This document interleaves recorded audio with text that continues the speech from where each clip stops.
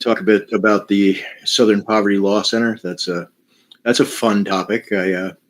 I find that quite informative because it's really interesting. The Southern Poverty Law Center is something that I've been following what they are. I think in like the around 2010 or something like that. I came from being a total liberal, I wasn't really that. I was like a adjacent. I was more like an anarchist that thought that the conservatives were horrible. Basically like a lot of people. A lot Sure. of people who Liberal the average adjacent. I like that term. liberal adjacent. Yeah. I was never really liberal, but I like thought that they were like at least um, more reasonable and sane. Boy, was I wrong. But things did change. So like I used to, if you've been adjacent to any kind of Democratic Party politics and like on the email lists for like Act Blue or any of those organizations, you've probably get like the Southern Poverty Law Center emails, which make them sound like they're doing this great work to combat the KKK and all of these horrible white organizations, the white supremacists, these horrible people.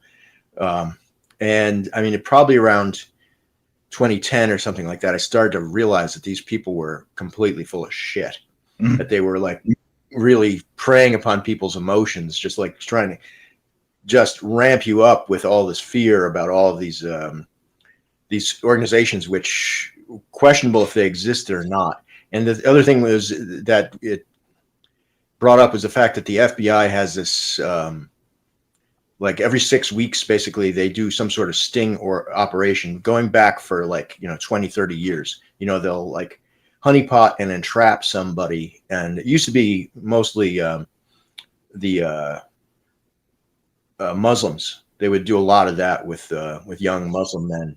Mm-hmm. And like about maybe a third of the time, it used to be white supremacist organizations. Then it went basically all like white supremacists. Everybody, every 6 weeks they'd be arresting, some, Bubba dude who was like stupid enough to get convinced that he was going to do something about, whatever. Entrapment. So is a good word that you used in there. I just want to remember that. I'm going to come back to that eventually. Yeah, I think it's a combination of honeypot and entrapment. And then they, I think there's a certain number of people that they will arrest, and then they'll send them out as informants. Essentially, they'll like, once they get them in, they've got them by the balls, basically, and they'll like start using these people to try and entrap other people. So they get a network of people that they're trying to entrap. And it dawned on me quite a long time ago that the Southern Poverty Law Center seemed to be basically, well, I don't know if they're a front for the FBI, but I think they were definitely FBI adjacent, probably one of these NGOs that was working with the FBI in order to create this climate of fear and to keep that whole thing going. It's felt for a long time like that was a joint venture, essentially. What the Southern Poverty Law Center, of course, if anybody who's listening doesn't know, the Southern Poverty Law Center has been they have like 11 accounts of wire fraud and other types of fraud, because not that it's necessarily illegal to fund the KKK or other alleged terrorist or hate groups. Some probably were illegal, but they never told the people that were giving them money that they were going to be basically giving it to these organizations. So they lied to the people that have been funding them for years and years and years. So it's just a spectacular irony. I mean, and I do think that the deep state is involved in that. It feels to me like that's the obvious thing that's been going on. That the Southern Poverty Law Center is working with the Act Blue type people, and then probably with the FBI to like create this whole scenario of people getting entrapped. There's no other explanation, Michael, because how could it go on for so many years? And Oh yeah. it's almost like a miracle that we're seeing something in the news now that they're going to expose a little taste of it, just a little tiny, tiny fraction of the horrendous bullshit that's been going on behind the scenes that has been just carefully hidden away. You can look at it like the honeypotting of these whites. Typically, an average white, any race is going to be uh, predisposed to sort of like any group that's going to stand up for them. There's nothing inherently wrong with that, unless you're white. But you could say that you could say that there's been honeypotting going on the counter on the other side with these BLM movements and all the other movements that are, you know, the majority of us recognize that these are fraud. We really do, and there's no doubt. If you and I and average people recognize it, we know for certain that the FBI and all of the intelligence agencies are well aware, and they're using it in their games, like revolution games, is the way I look at it. And I often look at it also as, since most of the leadership of most of these cultish groups or religions, even if we extend it and include communism, which is a huge aspect of it, right? So if we include the communism and we include religion such as Islam, but we can include all religions really. We're going to be still talking about a groups that are being controlled by higher groups, more intelligent groups. Very often, the very thing they say they hate. I suspect personally that it is it's that same character that's behind Christianity, the one who rules over the black-haired peoples, the one who's behind Islam, another ruler of the black-haired peoples, not a black-haired person himself. No, something to do with Mars, right? Something to do with Aries, and the this embodiment of this Aryan, which sounds ridiculous to say, is what they're all essentially worshiping. No matter who they are, they just don't openly admit that. And so what I see here is like fighting between the Aryan intelligentsia in one area, let's say in Iran, for example, and those in Israel, and those in the United States. Purportedly, they're all separate, but maybe, just maybe, that there's there are undercurrents of there's an intelligent plan beneath the surface of what looks like total idiocy, looks like total chaos and stupidity. I don't know whether it's to weed out the worst in society at some point, or to weed out the best in society, and thus to take us to dumb us down in general. And we talked about that before, but I mean, just to look, all these civilizational groups, to my way of thinking, they're simply weaponized. They create armies. So it's the same Aryan intelligentsia that were the original, to me, the original geneticists, the original scientists, the original thinkers that plotted out and mapped out civilizations for us around the world, brought civilization to every culture around the world. Yep. These are to me, this is like the self-sacrificial aspect of what we see in Christianity. The self-sacrificial aspect is the giving of the seed from the Aryan to the others. So the sacrifice of the Son, in my view, is like the sacrifice of the Son of God. This would be Aries, and the concept that God gave His only Son to intermingle with these others.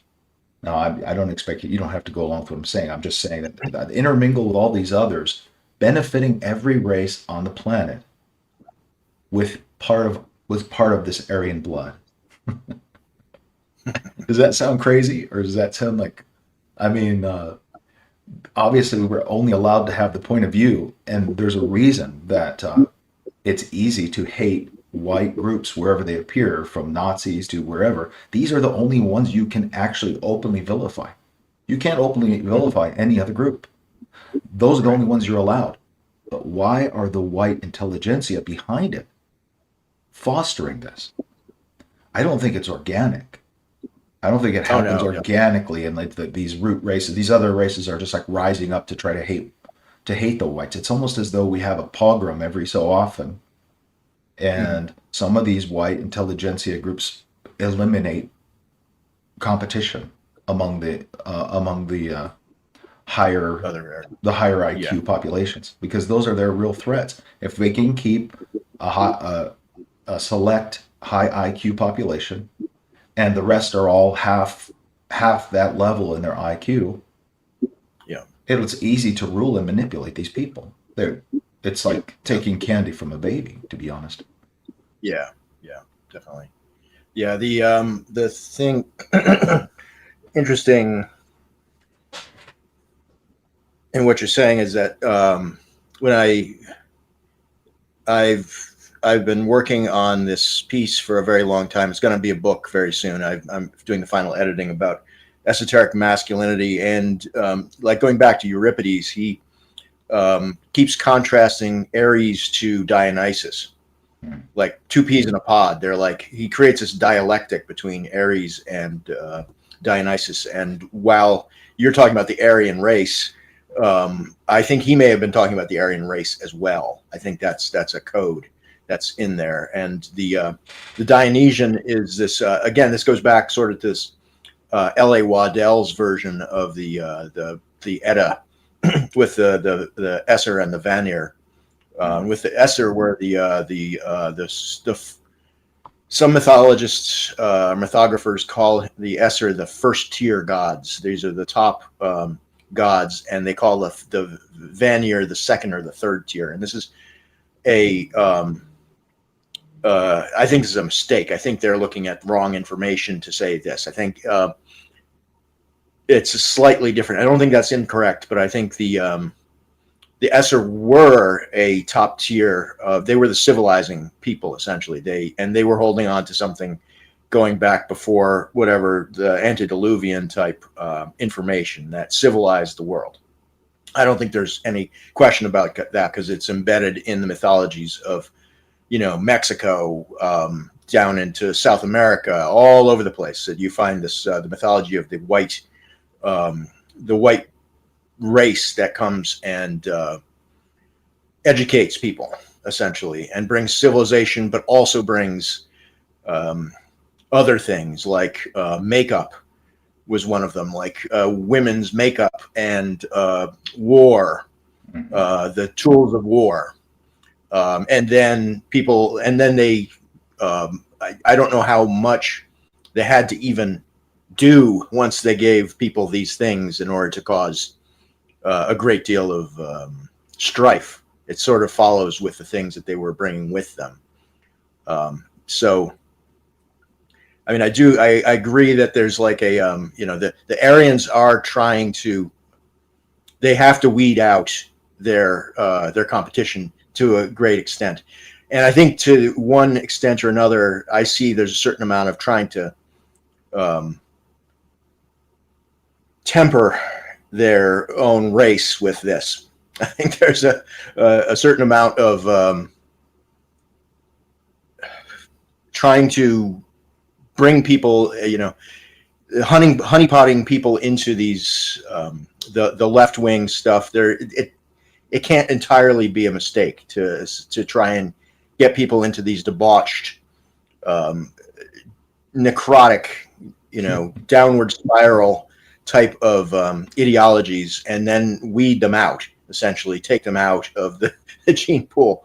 We're going to be left again with a very small Aryan population in the world. That's if the birth rates are correct. If what we hear is correct. That, however, in the past, what we have seen is that there have been Aryan elites that have ruled over enormous populations with relatively few people. In Egypt, there were Aryan pharaohs that ruled over Egypt with probably 10% of the population. The means by which they do it then has to change. Essentially, the the niceties of democratic institutions will probably fall away in those cases, and that um, it certainly looks like it may happen in a lot of places in the world, which would be extremely unfortunate in a lot of ways. Well, we find what you're saying there also a commonality with let's say Genghis Khan or Muhammad or Yep. you know, let's say choose a choose a Chinese most famous Chinese leader. You could probably find the same thing. And whether or not they are truly Aryan, they're trying to emulate Aryan. There's a reason that they're doing that. There's a reason that they do this worldwide. One of those aspects of the makeup that you mentioned is interesting because there are a whole range of cultures that use makeup. The primary first purpose of it was to lighten the face, to lighten the features, and to create the image. I mean, Michael Jackson wasn't alone in his lunacy of desire to be white. This is not something that's like they can speak all day about how they hate whites and how, the same people who gave them civilization are the biggest threat to civilization. They can talk all they want because that's all they can do. I mean, we who understand know that it's all bullshit. But rather than getting angry about it, it's being fomented. So I would say that these people are not, they're just another aspect of this warfare. Is it really a warfare between, let's say, black and white and brown and white and everyone else in white? Or is it really these people are being manipulated just as they always have been by much higher IQ individuals that are having warfare amongst themselves? Whether let's say you had over here a great king or a great leader or a pharaoh or something at war with another sort of a thing, like Gandalf and Saruman, or to put it something like that. We're talking about the real, and I don't think of I'm white, but I don't think of myself as Aryan. I'm talking about the origin blood, the real blood, where it came, whether these were the Nephilim or whatever these were, whatever fraction of that we are able to retain is probably the what's given us. And I would say this across all races, that whatever fraction of this blood they've obtained and able to retain is what's given them their highest faculties and their highest abilities. That's not a crime to say that. It's not racism to say that because it's simply true. It's just simply true. The truth isn't racist, right? And it gets old having to defend it and not be able to talk about it openly. And hey, let's look at it and see what we can learn. Instead, we're stuck in these endless cesspools of idiocy where we get nowhere because people can't even face up to the truth. Your average person, and some degree, we all have that problem. We don't face up to the truth, but Right. If I go to this Catholic church over here near me and I see that they're almost all a Hispanic congregation, and when they're praying to Jesus on the cross, I see that they're praying to an Aryan character with reddish hair, red beard, and very light skin. I don't think that's an accident. And they say that, oh, this was racism that caused this. No, it was by design from the very beginning. We're not worshiping. The fact is, we are not worshiping dark-skinned human beings as the children of God in the same way that we are Aryans. And I would say that that's logical because those who everyone can see the behaviors of people individually and in mass and make that determination.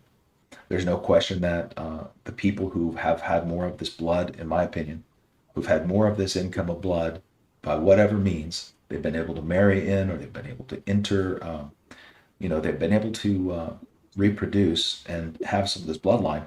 And then these lighter skinned people are revered among those darker skinned people as well. The ones they're going to choose for their prophets are generally lighter. It's always the same case. And the ones that the hatred always goes, for the middle class, the hatred always goes to up and down. It always goes high and low.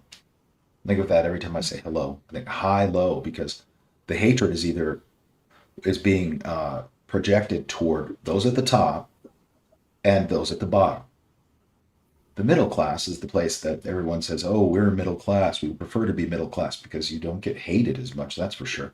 I mean, we Yeah. hate the rejects often because they're a burden on society. Right. But one particular group leaps on that and said, "Oh, we love those people. We hate the ones at the top." And then the other group who is accused of, "We love the wealthy billionaires are the ones at the top. So we're the bad guys before that." So it's either way you go. You've got, it's a source of hatred, and it's always being played against one another. But it's funny because those at the top don't hate those at the bottom. Those at the bottom don't usually hate those at the top. It's the middle. It's the ones in the middle on Middle Earth who are trained, were dumb enough to fall for those scams. You know, Mhm. Right. the ones at the top are making use of the ones at the bottom as Oh yeah. a type of soldiers. Yeah. That's how I think about the black and white equation and these people crying forever about reparations and slavery on and on don't seem to recognize that if they were slaves, they were fortunate because they were made our military. They are the military. The original military, well, we hear all the time about how the Jews use black people to destabilize communities. We hear it all the time against the people that are constantly, never ending, criticizing about Jews in Israel. We hear it all the time. Well, in the history of the Magi of Persia, they were actually the Magi, Medjay. The Medjay, and I pointed to this in the video I did about the Medjay fish, related to the Jesus fish. Okay, but the whole idea about these Medjay, they were primarily black. They were they were taken by the pharaohs as their police, essentially. So, Right. there's Yeah. a whole bunch of stuff about it where they had to be circumcised and often castrated in order to Yeah. receive that status to be this trusted one of these royal elites. And then many times became the most trusted, the most Yep. highly trusted of all because they had no families to go to. They were foreigners, foreign Yep. gods. These are foreigners who worshiped Yep. foreign gods, brought into our land to serve only the elite. So Yep. that beautiful combination, whether we acknowledge it's beautiful or not, black and white, you have sort of like, well, I mean, you've seen it played out in movies like with Prometheus, for example, where we see that the aliens, the black acid spewing aliens, were actually have a ruler over them that created them. And this was this translucent white beings, right, that they were referring to as the Prometheans. So Mhm. this should show us what we're talking about here. We're talking about a group that has the potential to be so toxic that no one wants to be around them at all. They're dangerous because they've been bred to be predatory. They've been bred to be warriors. They've been bred to be Right. stronger, bigger. Uh, Right. they have we have a very different. Now, I don't say all, but I mean, we have very different ways of functioning and thinking, apparently, because you can see in the behaviors of the groups how they behave. And I don't think it's necessarily their fault. Like I said, I think it's sort of been genetically conspired this way. You know, Yeah. Yeah. Yeah. The that's absolutely true. The pharaohs, and actually, I've heard it theorized that the when Jesus spoke about, in what is it, Matthew, about eunuchs, his quotes about eunuchs were actually only make sense when you think about that he was speaking to people who would be the servants of the king, of him, hmm because he was a king. And that's something that a lot of things that he says only makes sense when you take it in the context of him actually being royal bloodline and him being a ginger, a white ginger of a Parthian, Egypto-Parthian bloodline. It completely makes sense that he's telling people that you need to, if you can be castrated to become a servant within the house of the Parthian royal house, with his because you need castrated servants, because they'll be seeing the women naked, and they'll be doing things, giving massages and all the bathing and whatever. These, you need to have men who can be trusted, because their urge is gone essentially, and even if they have it, they can't do anything about it. So that makes complete sense in the that tradition, because as I said, Jesus was out of an Egypto Parthian bloodline. They had been essentially thrown out of it was the Hyksos coming out of Hyksos pharaohs coming out of Egypt with the two. There were actually two exoduses. One was the leper exodus, which is I think it Manetho, I think, talks about it. One of these Egyptian historians. It was the second exodus, which is called the leper exodus, which is actually not lepers at all, but they were people with ideas that were bad. Essentially, they were religious lepers.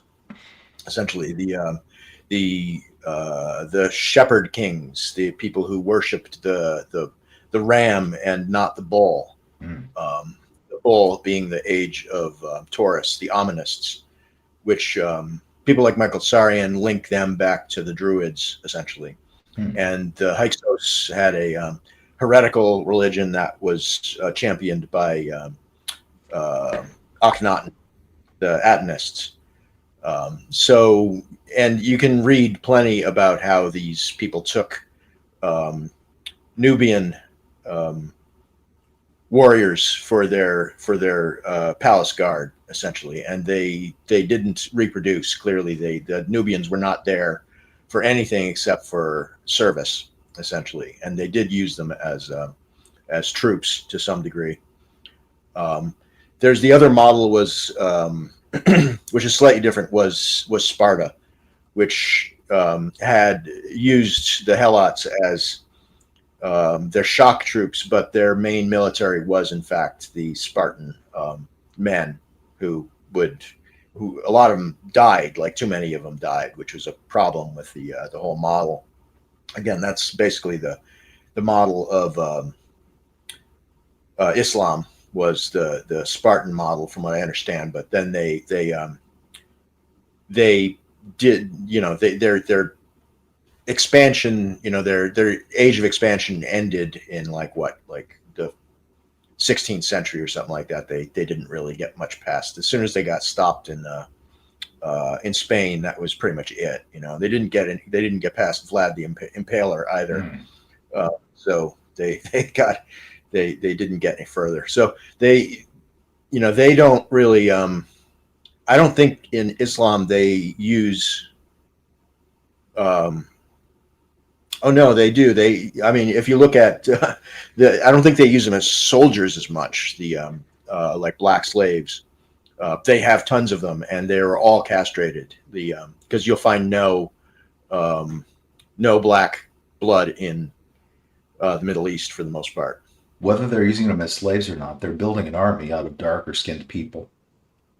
We see that. We see that very clearly, and they seem to encourage acts of violence, extreme and sometimes unbelievable, just absolutely unbelievable acts of violence.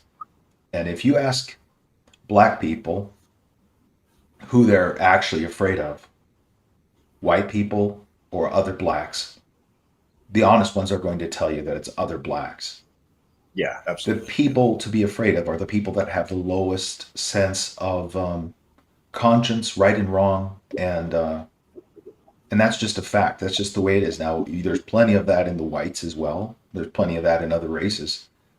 So I don't mean to just point at blacks, but there's definitely a lot of it there, and it's a preponderance. There's more than there should be by natural. Yeah. If we were all things being equal, you know, Yeah. if humans really were equal in the way that they want us to believe, you wouldn't see that, the disparities. But the equality that they talk about all the time and complain about, that people don't get, it was given to them by the whites. This equality is a type of a government that was created by whites. Yeah. And it was policing of ourselves to give equality to them, to give equality, to stop behaving selfishly, and to include them in among us as brothers. So if you look at the churches, the Christian churches around America, I'm talking about Protestant primarily, but everywhere, blacks are welcome, even now in the Mormon churches. But the point is, you have to. If you're white, you're going to be convinced to be open-hearted and accepting of every race by other whites. It's not being done to us because the blacks are crying about it. That's not why. We did it because of morality. We did it because of a desire for higher ethics. That's never mentioned or recognized in the middle of the whining and the crying. We never hear that. Um, you know, the whole black and white on the chessboard that we see in Freemasonry is another good example. Whether we agree with Freemasonry or not, it's worldwide, and it's made huge inroads for blacks. It didn't have to be that way. We made it that way. We chose to make it that way, our ancestors. So I don't know what would have happened, what would be the fate of the white man if the others were truly in charge, as we see sometimes in certain, places in Africa or places like that right now, where. But I've seen images in history books and in old, stories of not just in Africa or other places like that, but even here in America, where they talked about these red-haired giants being chased down and forced to hide underground in caves and whatnot, and killed by the locals. If the whites are in the minority, it's very often true that they will be killed unless they come in strength. Now, Yeah. unless they Well, come so in what's happening strength. in South Africa right now? Like, that's what's happening. South African farmers are getting hunted down and killed in South Africa. That's not. There's plenty of precedent for that. You just won't really hear about it because it doesn't match the current political accepted narrative of all violence coming from white people, Right. essentially. And the opposite is not true. Yeah. Small populations of blacks are entirely Yeah. safe among whites. As a matter of fact, they're safer there than they've probably ever been at their home. You know what I mean? When you Right. come Right. to school, I've been in lots of different schools and lots of different situations growing up. When there was only one or two blacks when I was out various school systems, or when there was a preponderance of blacks when I was back in Michigan in my school, and the whites were the minority.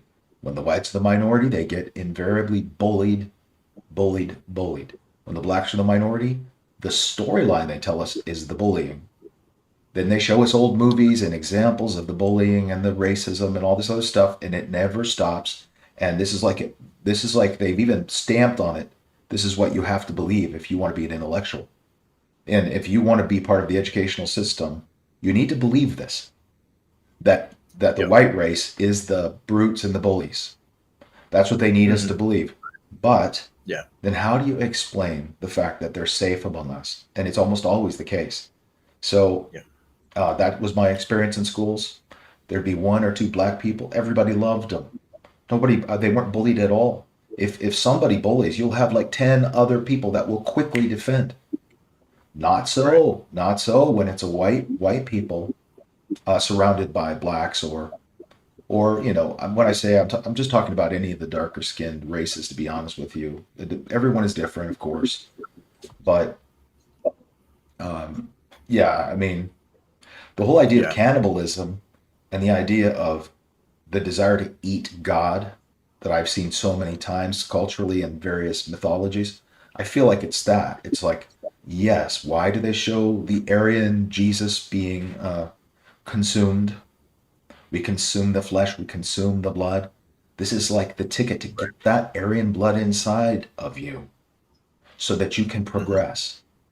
So Yeah. that you can progress. So if they encourage us in every movie now, dude, to you see everything every time I try to start watching a movie, it's always an interracial couple at the top of the chart. It's like Oh if you yeah. Yeah. see the Absolutely. hero, he's gonna be married, his wife's gonna be a black girl.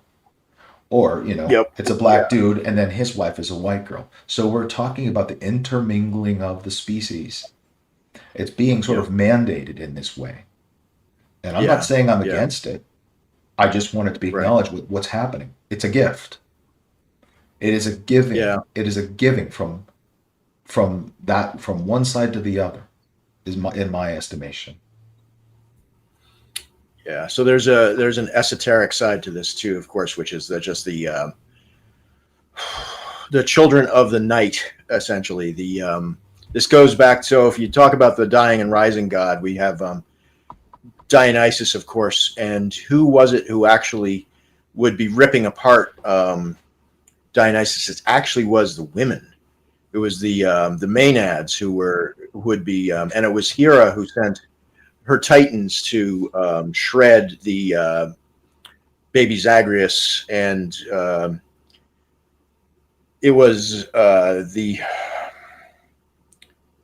it's the so symbolically we could say the darker races actually represent this goddess worship, and they historically do follow a type of goddess worship, Hmm. and that type of goddess worship is a on the surface it's appears and much more anarchic. It's got does not have a tradition of civilization, essentially higher civilization, of established laws, which again that follows the light skinned people of having a really robust civilizational um, ethical tradition, which simply doesn't follow in these goddess worshiping places.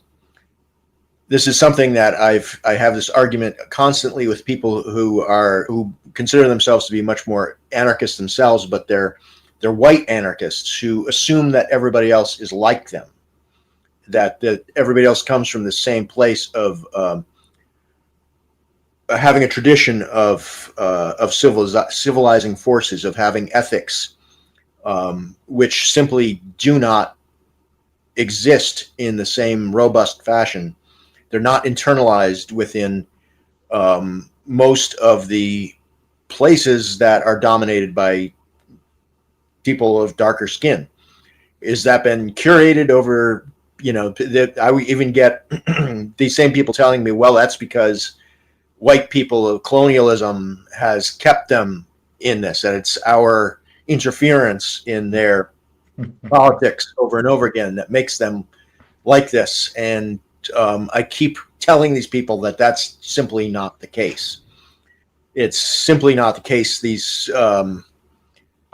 they don't traditionally have. It doesn't exist. You can't find like places in Africa which have robust constitutional governments. This is the idea of having laws that are enforced for all people the same way, and that's the tradition that it's the blessed are the minorities in these white dominated places that are actually in really good a really good place, as you said. They to be uh, a non-white minority in a white majority country is actually it's a blessing, Yes, it's and a it has traditionally huge been a benefit, blessing. a huge benefit. And yeah, that seems to go unrecognized. And if it's interesting that the white liberal collectivists who have this sort of noble savage idea that believe that the civilization is essentially destroying humanity, that we need to return to nature in this way that is a complete. These people aren't back to nature. They're not. They're not Mm-mm. in any way involved in nature. They have no interest in nature generally. These people are destroying Um, nature. These are the people that are destroying nature. They these are the shit on people, every yeah, single thing. You bring them into a nice park. And I'm talking about Islam right now, but you get the idea. People from oh yeah, I hesitate to say third world countries because apparently you're not supposed to say that, but countries right. where they haven't had the same levels of technology, irrigation, plumbing, And and they don't have couthness, civilization. Yeah, yeah, and they civilization. shit There's on no every single place they go. If they go to the park, they find a beautiful location and they destroy it. You see them yeah, in England knocking down ancient walls in the middle of nowhere for no fucking reason, other than they are right, there. They have been taught to destroy. It's in their culture. They go to ancient cultural sites and deface and destroy them and try to put their mark on them. Their mark, I mean, I would say their mark could be their shit is their mark. The garbage that they leave everywhere, all over the floor, all over the ground, everywhere, that's their mark as far as I'm concerned. Because I don't see any original, incredible art or greatness that came out of these groups. right. They No, glommed no, onto what came before. The Hindu temples, they stole. They stole and put their name on it. They put some calligraphy on it, tried to pretend that it was from their prophets. And the same thing they're doing here and in England and in other places where they're somehow being allowed to occupy ancient cathedrals and churches that were built by people with skill and right. artistry and ethics. And yeah, and these people are being allowed to take over these spaces. And of course, it's going to piss me off. It's by design to make us angry. There's no way they would be allowing this to happen accidentally. No, You no, can definitely. blame liberalism, but this fake liberal progressivism that's actually part of this warfare has to be by design. It has to be there by design. So, my question is always going to be, what is the design? I would love to really understand why they're doing it, what the end goal is. Yeah, the end goal is always, we're always told it's some sort of utopian um, ideal. The Marxists, through the transhumanists, they're all looking for some kind of they all hate this place. They basically all hate creation as it is and believe that they need to intervene on it in ways that um, ignores natural law, essentially, that decimates nature. They don't want to take cues from nature. They don't want to see what's real. They hate beauty. It's a mental illness, essentially, but it's being propagated. There's no question. It's a recipe that goes back. As I say, you get this in in Euripides. You've got Dionysus cultivating, crazy groups of women that will just abandon their men and their duties to society. And when we talk about women, it's not specifically women. It's that goddess part of the brain. It's the more animalistic part of our consciousness that they're. And when we talk about, again, darker races, it's more feminized in a way, in the sense that it's there's no striving towards the light here. This is all sort of trapping oneself in and I don't want to say lower nature, because we need this lower nature. This part of us is who we are, Mm-hmm. but it's trapping us in that in our limbic system, like in everything, the swollen amygdala, essentially, state where we're in fear, we're in hatred of our own body. We don't trust our own body. We don't believe in our own consciousness, our own power, who we really are. The beauty that the human truly is.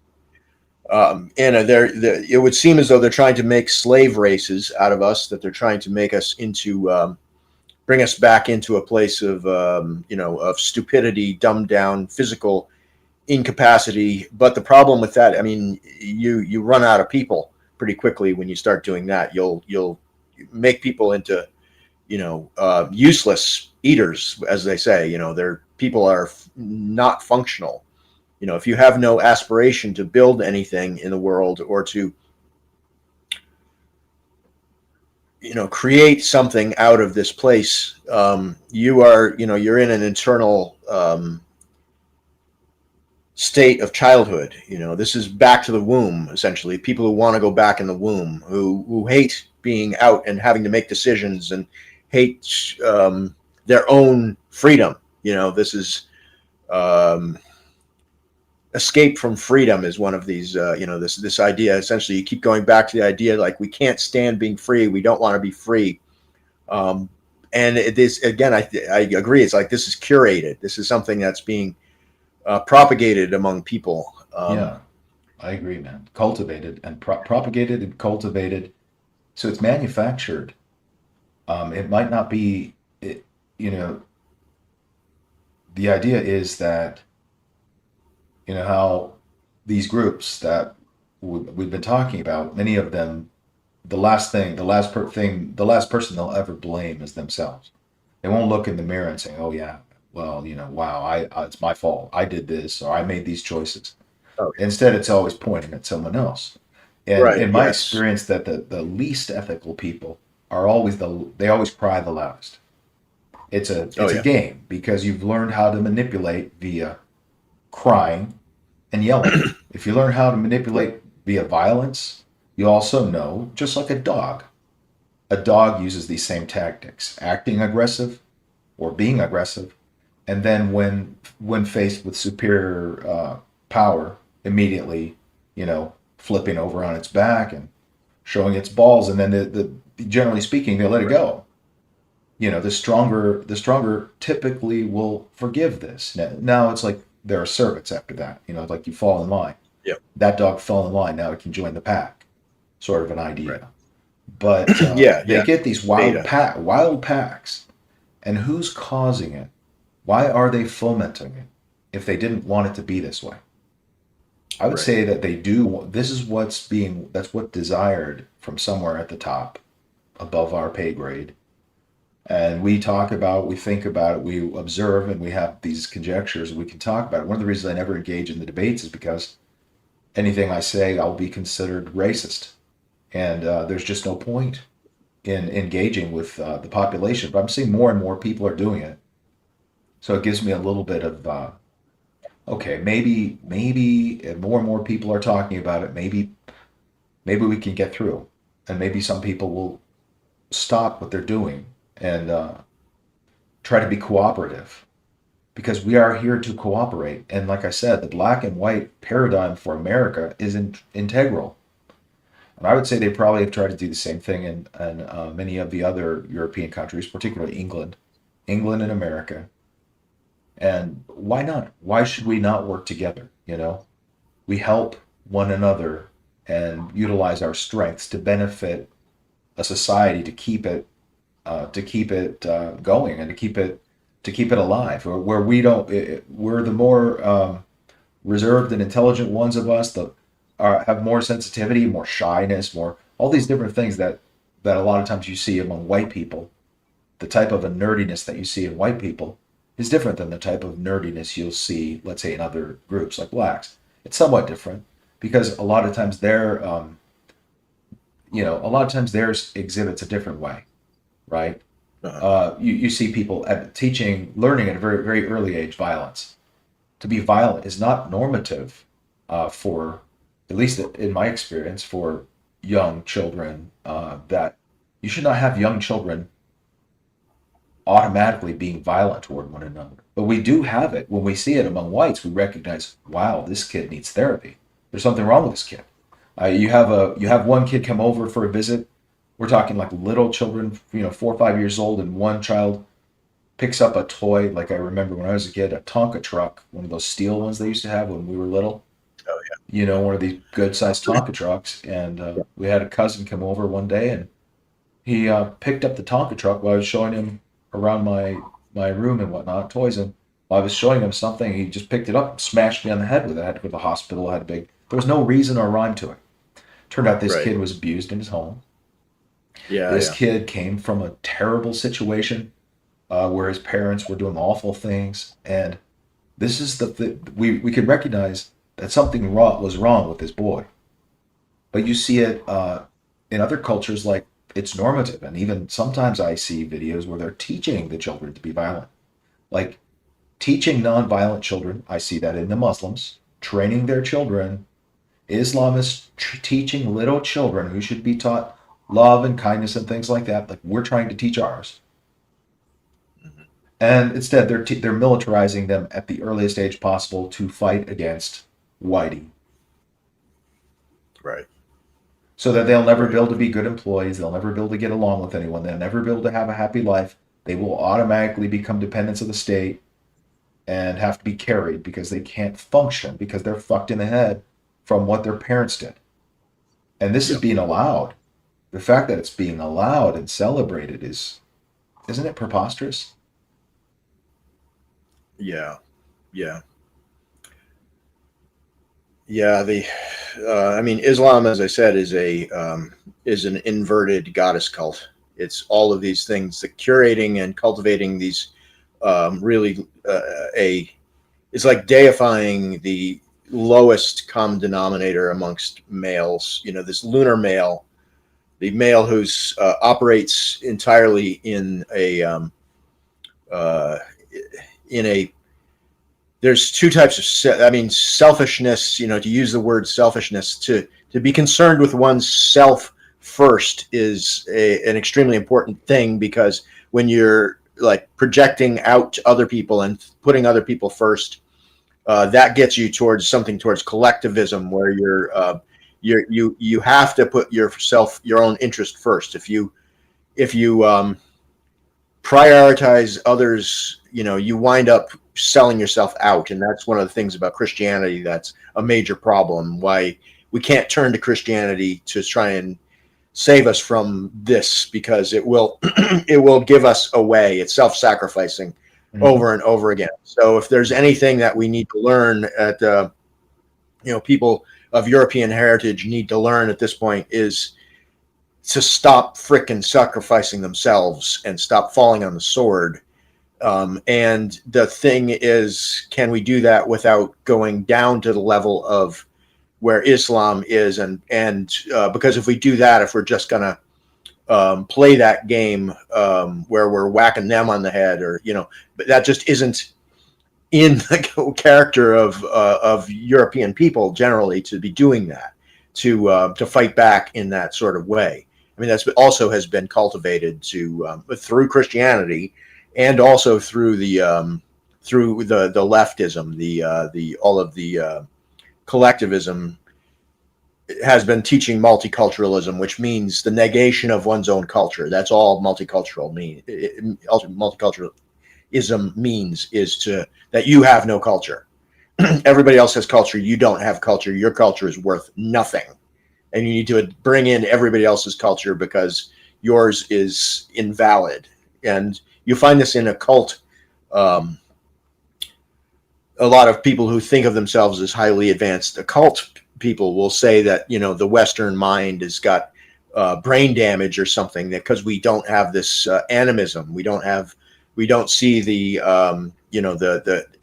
world as being alive, and they then have this noble savage idea of other people from other cultures being superior because they can see that everything is in some ways alive, and they'll that you'll get all the people wearing turquoise and all that shit, the essentially the bead rollers from the Buddhist bead rollers who are all of this um, idealization and fetishization of cultures that apparently have on the surface have maintained some sort of connection to animism. And this is something that I get into in some of my writing, is that the animism is a cover for goddess worship. It's a fine line, this idea that everything is alive and everything has a consciousness, which is absolutely freaking true. Everything is conscious. We live in a world in which their nature has its own agenda, and we need to learn what that agenda is. However, that can flip over into a massive atavism where you're looking backwards, and you're stuck in this again in this goddess worship thing where you're everything has meaning. You need to go talk to the priests. You need to do more oblations. You need to be more religiously observant in this kind of it's New Ageism gets this to a certain extent. New Ageism will get like that, where it's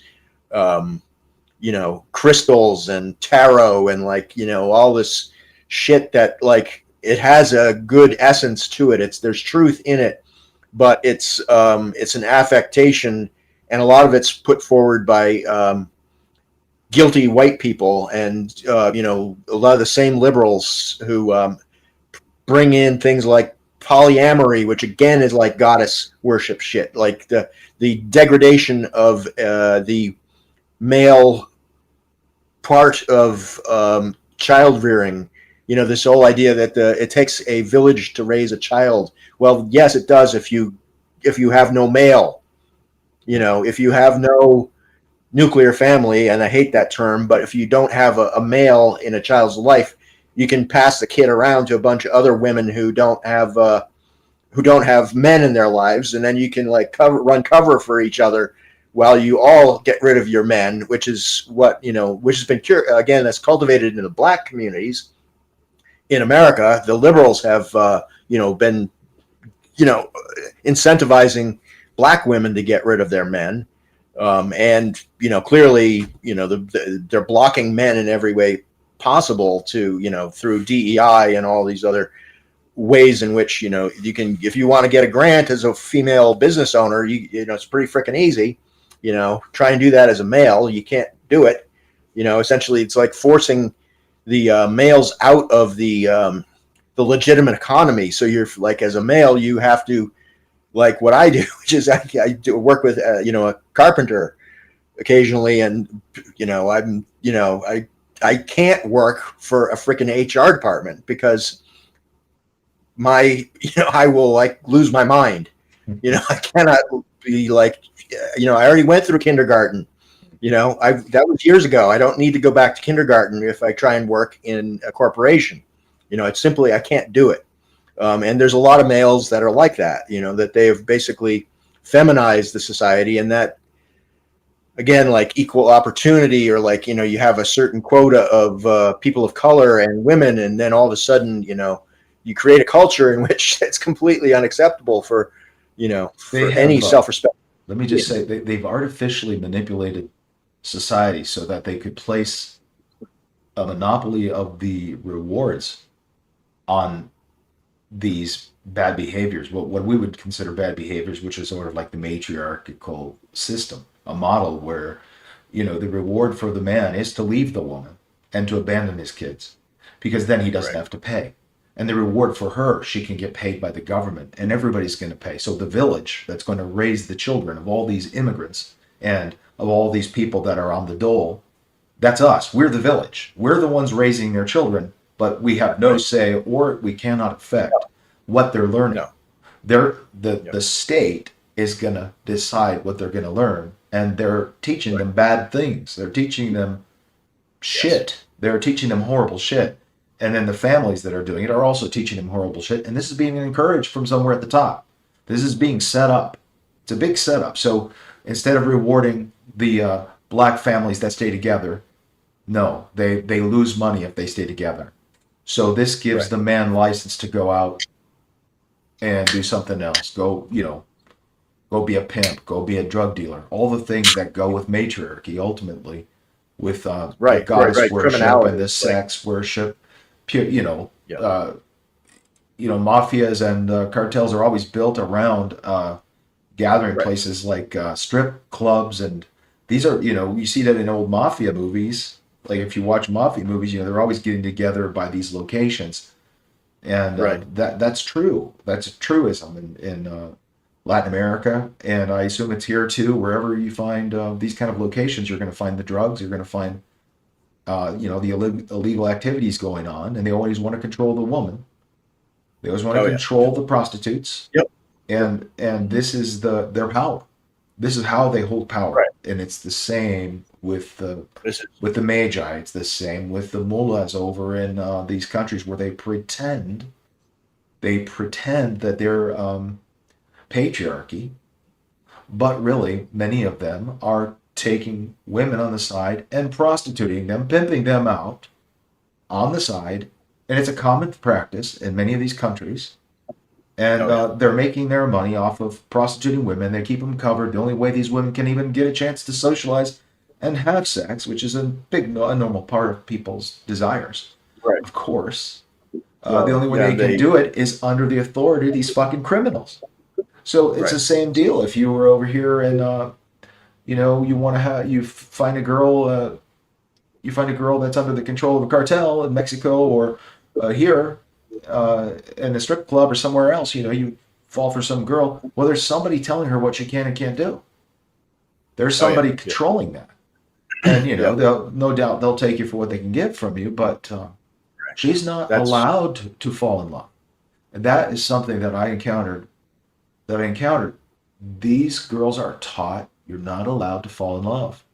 It is verboten, and it's almost like sometimes I wonder if the idea that we saw from the Garden of Eden idea that everything was a paradise until she ate of the fruit of the tree and all this stuff. There's a lot of different ways to look at that, but one of them could be that hey man, we men have it all. We're in control. All you got to do is don't get married to any of these women. Don't love any of them.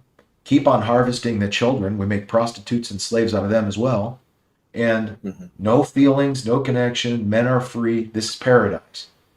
The eternal virgin is that every batch of young children, every batch is another set of virgins for you as the overlord of this garden Right. paradise. And we even see that Yeah. in some of the Sumerian stories or the Babylonian stories where they talk about their gods and always going with the new young virgin every single time and Right. taking her Correct. down by the river and whatnot. And this creates an eternal virgin, yeah, because you don't identify with any individuals. It's Right. no feelings, just essentially that's the crime. The love, the love becomes the crime in these kind of situations because it's the biggest Right. enemy of their whole goddamn dynasties. Yeah. Yeah. Well, things like female genital mutilation kind of go right along with that because then you're making these women. I mean, sex is not comfortable for these women if they've been and then they sew them up. They Yeah. after they've cut them, and they do this at a young age to groups of them. So they make sure that they know that they can't fight back. That this is it's the women who do this to them. So that's perfectly clear that this is there's no way out. That this is your life, and you're going to be basically a this virginal but not even. I mean, you're literally being cut.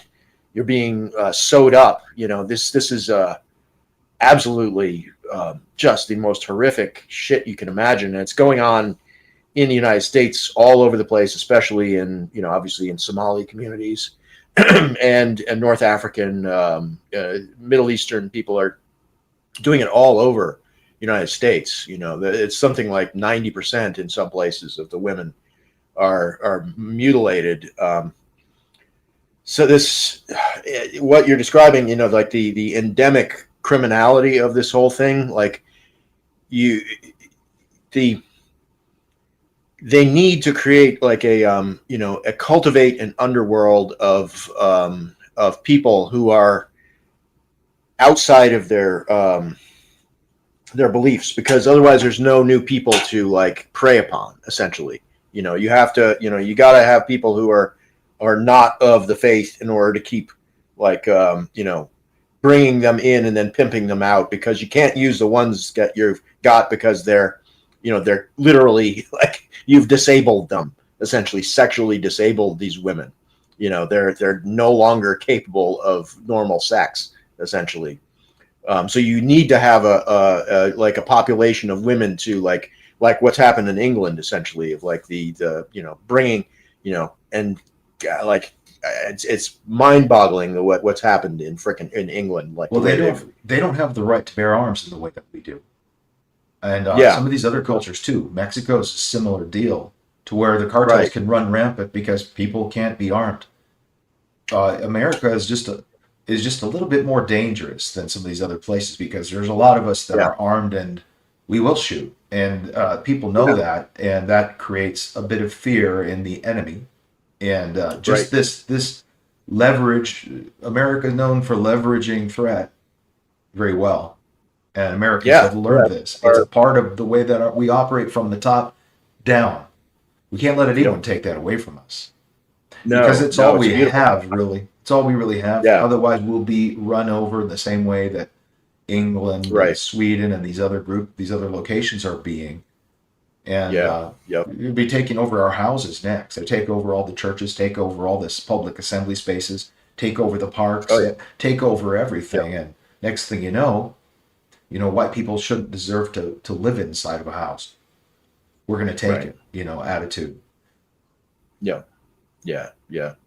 Yeah, the precedent is there, and a lot of like California has a really major problem with home invasions now that you can people can go in your house and basically just take it over, and you can't do a fucking thing about it. Essentially, that's they and that again is this liberal sick uh, this the hatred of our own people amongst these the leftists is absolutely it's amazing. It's absolutely amazing. And in England, I've heard so many stories of men who are trying to get their daughters, like who are actively being raped, and like trying to get them out of the place, and then the men are getting arrested for trying to get their daughters, out of the situations, and going to jail.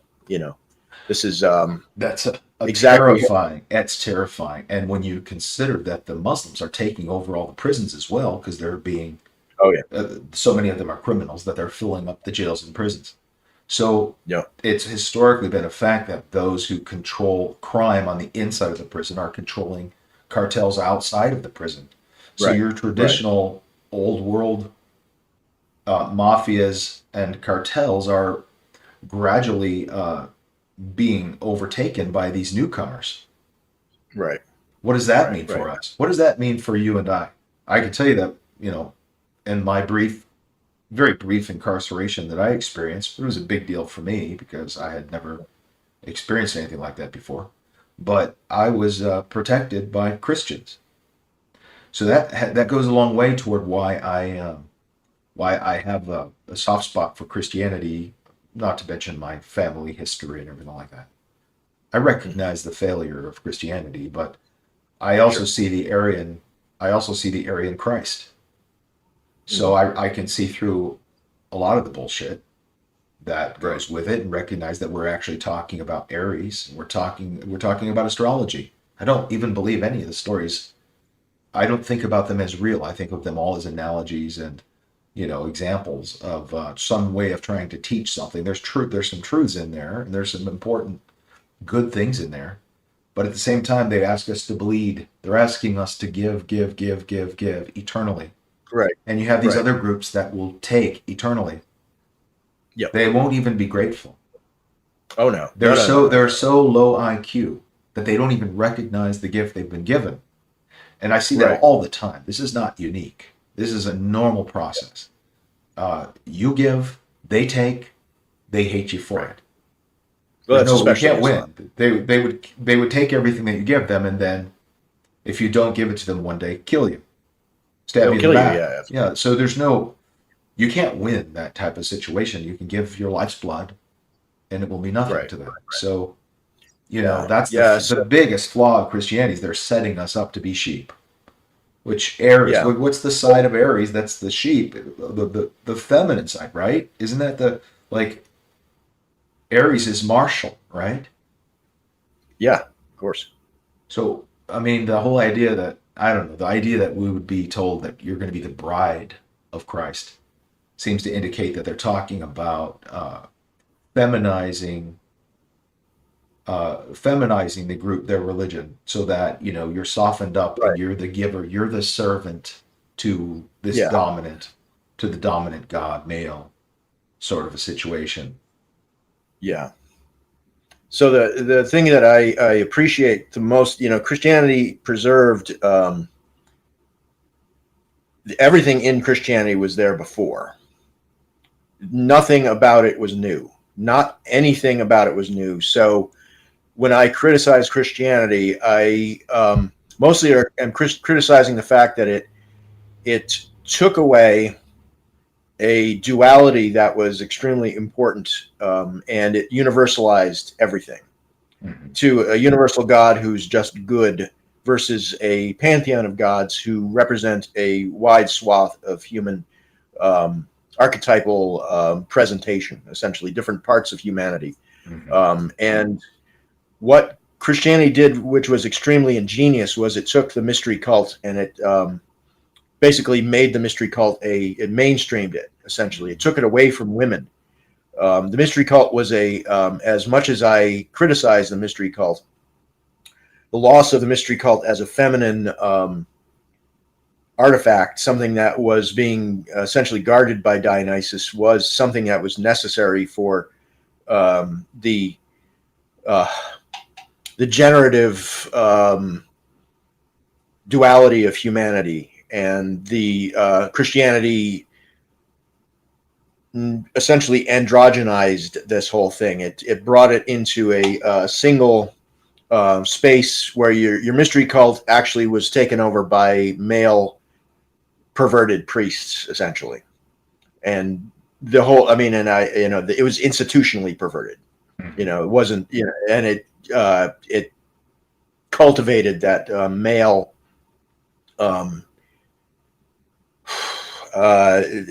the it's not masculinized, it's a feminized male. Mm-hmm. I'm saying the priest is a feminized male. Right. He can't reproduce.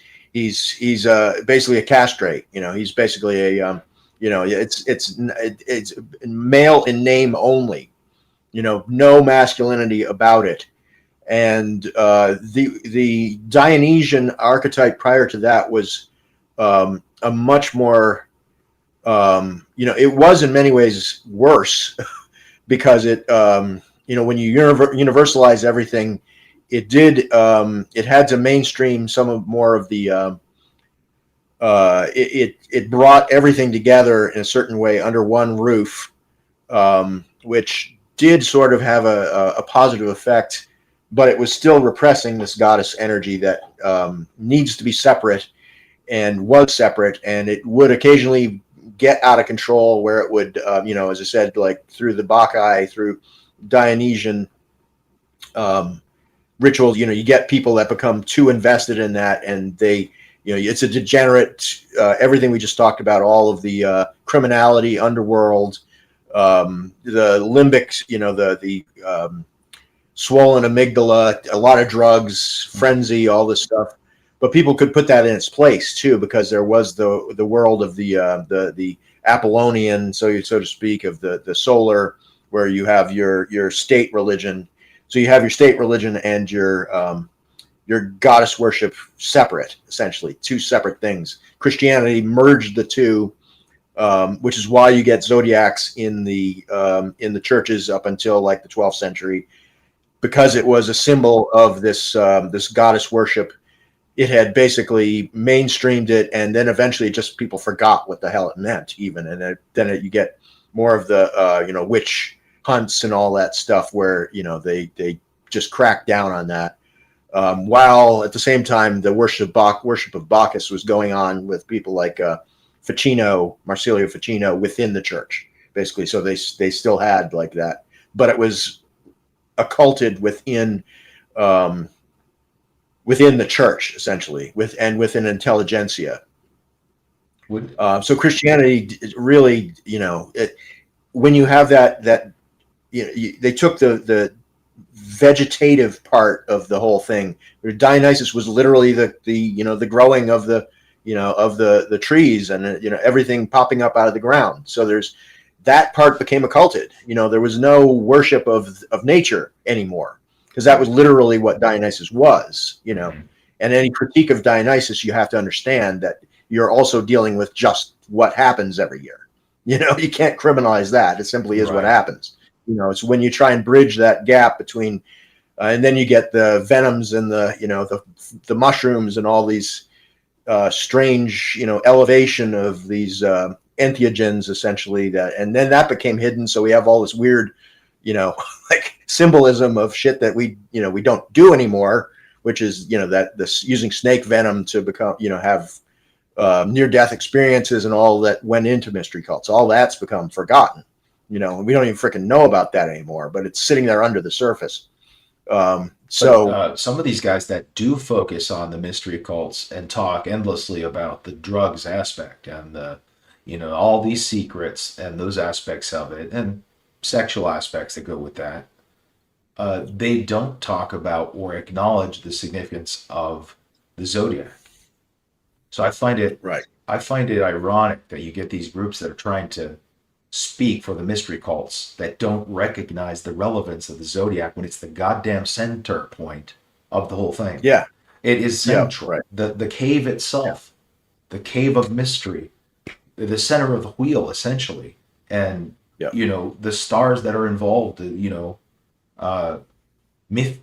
particularly in Mithraism, but the stars that are involved, right? So the central stars to the canopy of these rites and the meanings of them apparently are all tied up in these stars and in these mythologies of these constellations and whatnot.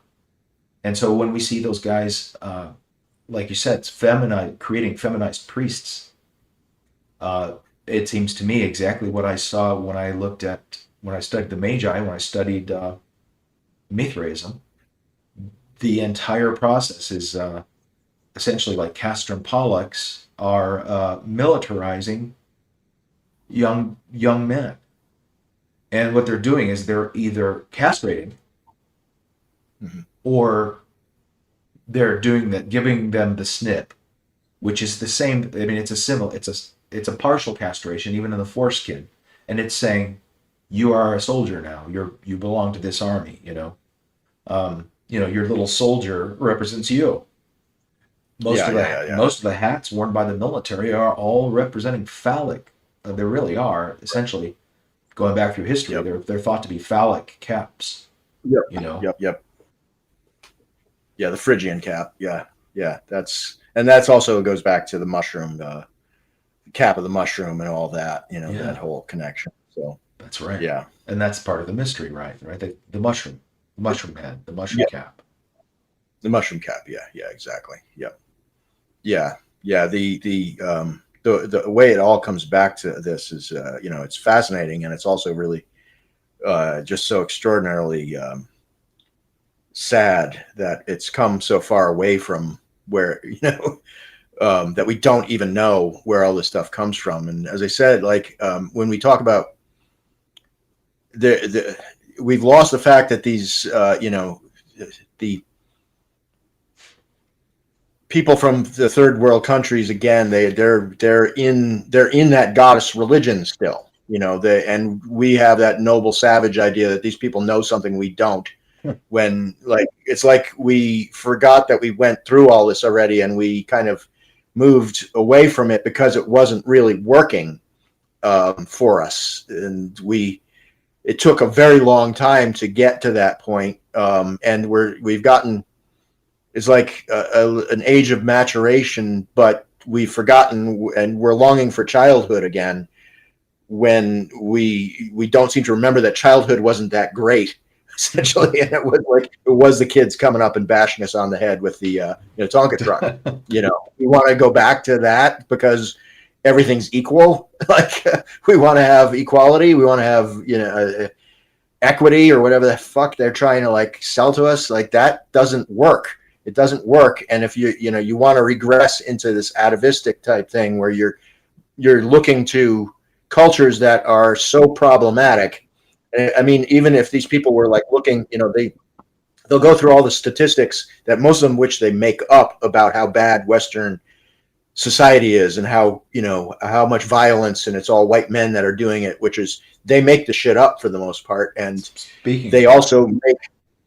what you just said about children, going back to being Yeah. children and how awful that would be. And I just heard yesterday in a debate where a black fellow was claiming that the whites were the only ones who enslaved children, because there was like a debate about whether or not, they were trying this guy was trying to claim reparations, saying he's fighting Oh for his god. people to get reparations. And then it was on Frojax. These two young guys, they're pretty funny. Anyways, I've been Uh-huh. enjoying this little show. And anyway, the guy that was making the claim said that, yeah, but the only group that has ever been known for enslaving children, crimes against children, with the whites. You guys have a problem with children. By their very nature, children are the most commonly enslaved, Oh yeah. particularly in foreign lands, particularly where there's no safeguards for them in so many of Right. these places and so many of these other religions. Um, Oh so yeah. for all that we've seen that's happened bad here, and there's plenty, because nobody should be doing anything toward children. But the reality is that children are the weakest, and the predators always go for the weak. And Right. so predators are after our children. And Yeah. this Well. means that men are commanded, if they have any reverence for any sort of meaningful deity of patriarchy, you have to be a father. Otherwise, you can't be a fucking patriarch. If you don't respect the father enough to be a father and to embody that, why would you expect that you would have a good God as your father? Why would you expect that, oh, I worship my father who loves me, while you yourself are a piece of shit who doesn't care for or protect his children, his woman, or his wife? And with all the goalposts that they give these men these days to leave and abandon their children, they leave their kids hanging in the hands of angry, angry women, to literally do whatever the hell they want to these little kids. So Oh yeah. I would say there's probably just as much abuse coming from these women as there would have been from a bad father. But my point is that men, if we're claiming to follow a patriarchy at all, if we talk about how much we love our fathers, and we should want to be good fathers and protectors. And when I see like I just saw the video I sent you, the one about Sweden, where it showed where it was about Islam. Islam is taking over parts of Sweden, and it shows this Mhm. public park where kids are playing, and babies, and a woman with her little baby and a stroller, and other little children, and they have Muslim dude running in there, trying to stab the children, literally Mhm. stabbing little children. And the men that were around ran away. Well, the only guy that I could see in there, he was afraid and ran off. The only white guy. And so you have these women getting stabbed, trying to protect their babies from these fucking psychos. And this being allowed to carry on, it can't be anything but intentional. Yeah, well, I don't know what to do about it. But if it happens around here, you can be sure there's going to be some gun shoot. There's going to be a gun show, these types of Yep. attitudes.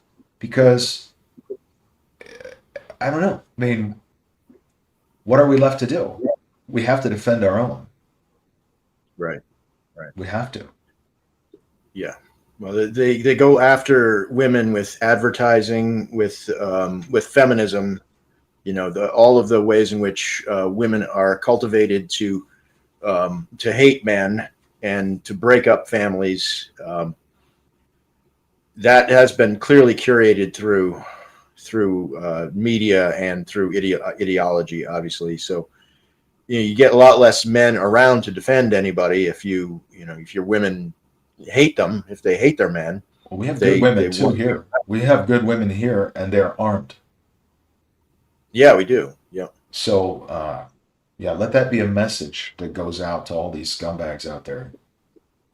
Yeah, Our women will absolutely. fuck you up. Right. Right. And yeah, we need to get more women trained with firearms for sure. That's you know, absolutely necessary. Yeah, who knows what they'll do with the laws? I mean, if you're in a liberal section or Democrat run area, you Right. can expect that they'll arrest her or they'll arrest the person that's doing what they're supposed to do, the correct To thing. defend their children. Right. Yeah. We can have that as an expectation, but Yeah. we've got to change that. We've got to. Yeah. So Yeah, hopefully the absolutely. big exodus from these locations that, you know, the people who can get away are often getting away. And they just say, get away. You can't solve this problem. Move away from them. That's the best Right. advice, right? Yeah. I agree with that. Yeah. But Yeah. many times people can't get away because their situation and whatnot. Right. And when you do get away, then these, when enough people get away, then you guarantee there's going to be a majority of these folks too, and they will institutionally take over these places. Right. And that's a major problem because that's obviously happened in New York City now.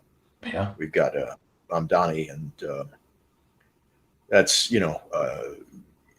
Minnesota. That largely has happened there because it's been curated by the Democratic Party.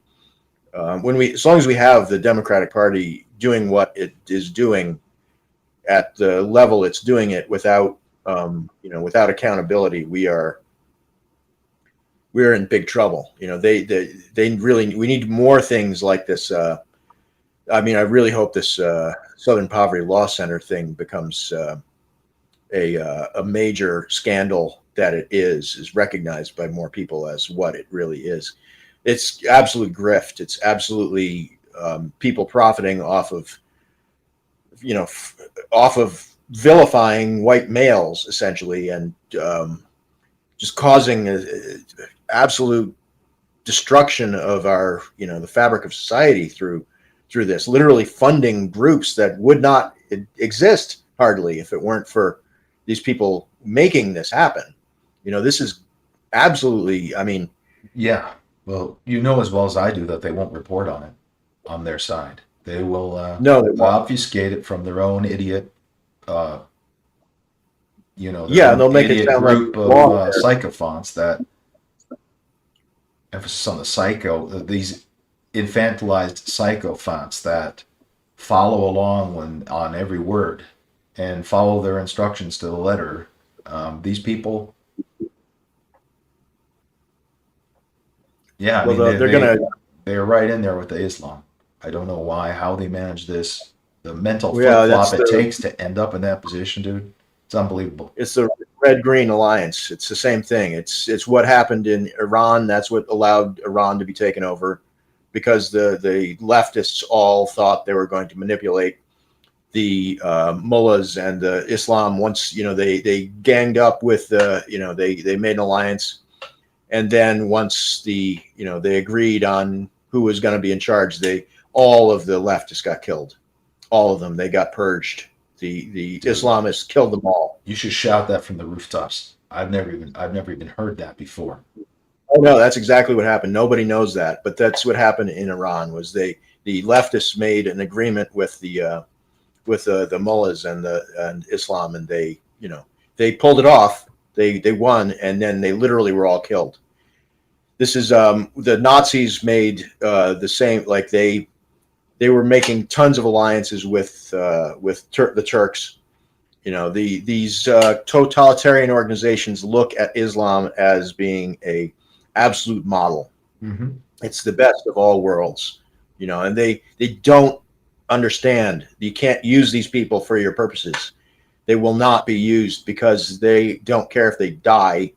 They're a totalizing force themselves, and it's beyond the economic beliefs of there's materialists, because we're talking about totalitarian materialists are the atheistic left, and Islam is a totalizing religion that doesn't care about this plane of existence. Well, They don't. who wouldn't want an army of these foreigners at their disposal? These psychopath foreigners that have been trained from childhood to be willing to die. It reminds me Yeah. a lot of how like let's say the kamikaze concept. That alliance with the Nazi, uh, the Axis powers, the idea that the Japanese were the lightest skinned of all the Asians, and this is why they were superior. This is the concept, and then they have these warriors that are willing to die and sacrifice their lives, in kamikaze runs. That's very similar to what we see in Islam, with people wanting to strap themselves up with devices and explode themselves in order to Right. try to kill a few people or an enemy or something. Um, you can't ignore an army like that. No, no. You shouldn't be letting them in your doors. And You can't let them in the first place. Yeah. And you've got to, if you do let anybody in, you have to make sure that they're playing by everybody else's rules. Because if they're not given some sort of special protected status, which is what the leftists always do. That's what multiculturalism does, is they assign some sort of special protected status, and you're breaking the most fundamental law of civilization. Really, when you do that, you have to hold everybody the same standards of under the law. I mean, once you've broken that, where do you stop? You have to hold all people, and that's why that tradition became prevalent within Western societies, because that's the only way things work, is to hold your laws have to be enforced the same for everybody. Because when you bring in people like that, you just let them do what they're going to do, and you'll have them, they'll be in prison and they'll be deported because your country can't. There's no place for that. I mean, you could. how many times? The rest. Well, I don't mean to cut you off. How many times do we see these people, these American citizens and others that are shouting down or shouting for Islam and calling everyone else racist for taking Right. an opposition to it? How many times do we see them doing it? And people will tell them, "Hey, these guys would kill you." I'm talking about BLM and other rainbow type peoples. These people would kill you if they have the chance. If they had the majority, they will literally kill you. Yeah. Why would you support them? But it just seems to fall on deaf ears. They don't seem to be able to grasp the concept.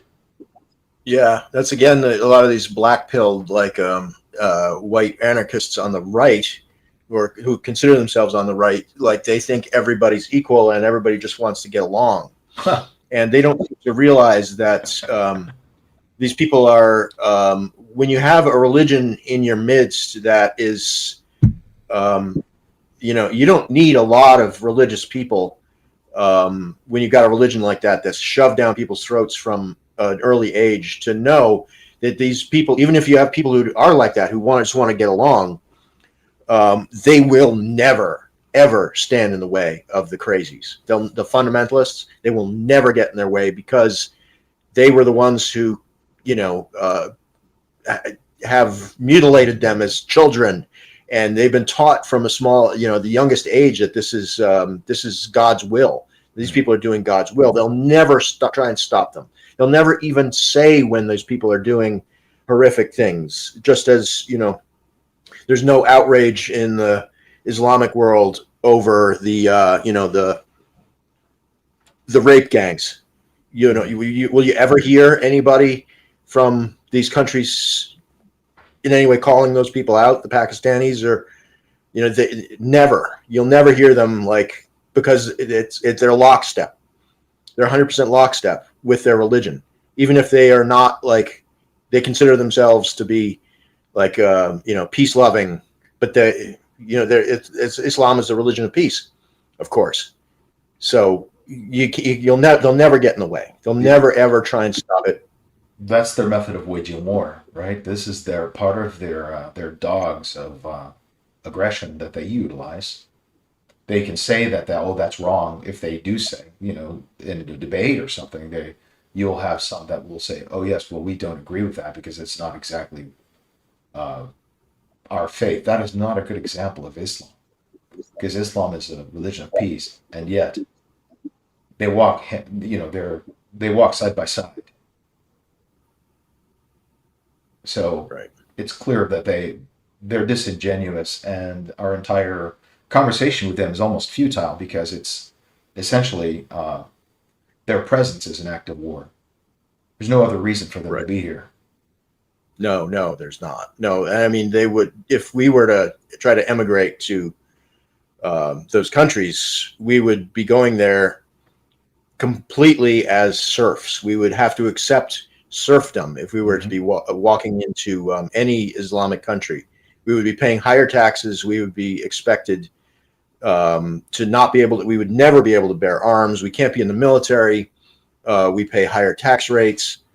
If a Muslim wants to come and stay in our house, we have to let them for a certain amount of time. They can go and stay in our house if we were to live in these places. The laws that they uphold are absolutely unimaginable. It's like if we were to allow Muslims here and we were to have those sort of expectations, we would be called horrific racists, and they like slave drivers if we were to bring people into our countries under those terms. West doesn't do that because it views all people as equal, and they're simply exploiting that. They never ever would do that. They would never do that. If they need you for a particular job, say, because as I said, the oil fields are mostly run by Western people in the Middle East. They're not, there's a lot of things that they do not educate their children to do because they're used to having these Westerners come and do that, or Russians, or people from other countries that have higher technical capacities.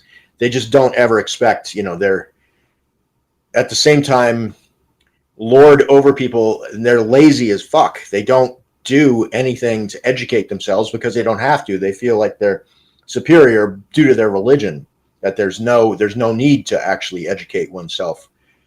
So, you could probably get a fair deal, like if you were to go there with those skills. But, if you were to just be somebody who were walking in the door, you're going to be treated like a slave. You don't, nobody says that. Nobody knows that in the West because they assume everything's equal. Everybody thinks it's equal. Everybody just wants to get along. That's not the case. It's not the case in most places in the world. Brother, I hear you. Thank you for sharing some of this stuff. It really needs to be heard. Let's hope some people listen. Yeah. Things are definitely not equal the way people want them to be. And I have this ongoing feud with a good friend of mine who's a great person, but I can't seem to get it through to him that, that these people are simply not, they don't come from places that have traditions of civilization, and it's been corrupted for so long, especially Islam. That's just, so, I know a woman who was gang raped in North Africa by Muslim men, who only survived because she made a deal with them that they could do certain things to her and not other things. So she's alive because of this. And this was, I think, in maybe it wasn't Ethiopia. It was one of the countries on the Horn of Africa. But the most horrific thing, and this happened in the 1970s or 80s, when she was, just a young girl.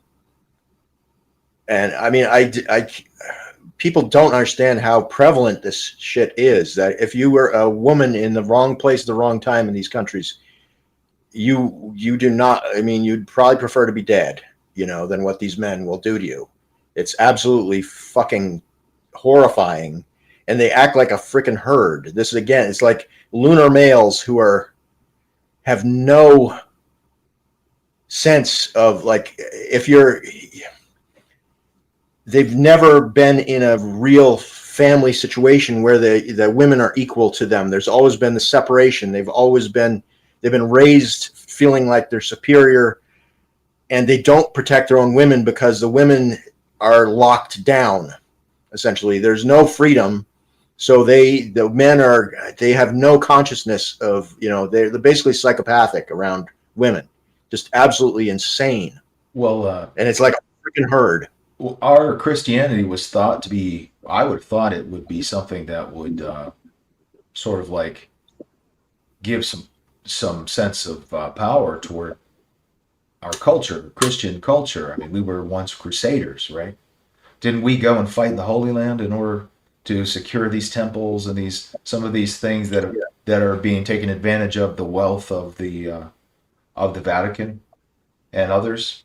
And then we have the Vatican selling us out by saying, "Hey, don't worry about these people. The one you should really be worried about is your president.